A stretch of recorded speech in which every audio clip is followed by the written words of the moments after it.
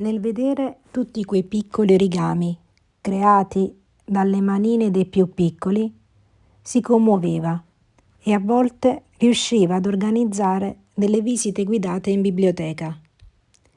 Un rapimento folle si fece vivo nell'animo di Olga quando quel weekend riuscì a riempire la redazione di origami coi giochi di carta fatti dai ragazzi dell'orfanotrofio. Quella giornata l'aveva vissuta così, colma di una gioia che non sarebbe mai stata capace di provare da sola col figlio. Per un intero numero la rivista si occupò di un reportage dettagliato e anche la biblioteca esplodeva di 1000 colori.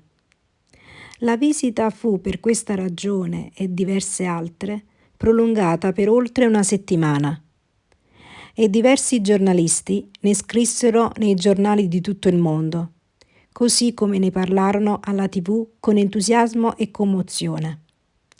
Il fatto era che finalmente con la carta si poteva riuscire a raccontare qualcosa senza dirla, solo mostrandola, come l'odore di vernice, acquerelli, colori ad olio, che veniva dalle aule preparate per i laboratori. Altre collaboratrici della biblioteca, come Ludmilla e Maria, collaborarono alla riuscita dell'evento. Per l'occasione vennero invitate anche le scuole di Ithac e vedere gli orfani giocare con gli altri ragazzi senza problemi riempiva gli assistenti sociali e gli psicologi di una grande fierezza.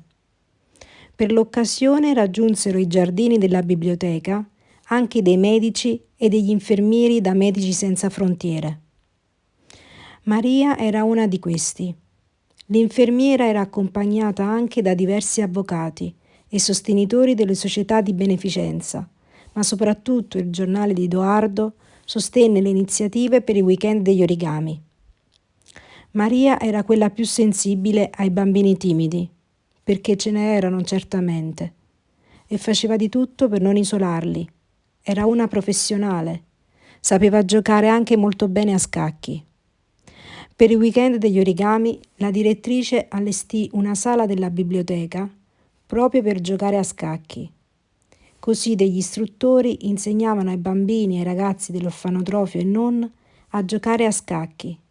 Si intende che si insegnavano ad alcuni le prime mosse, altri sapevano già giocare piuttosto bene. Alla fine della settimana si è potuto tenere anche una sorta di piccolissimo torneo di scacchi. I ragazzi ne erano entusiasti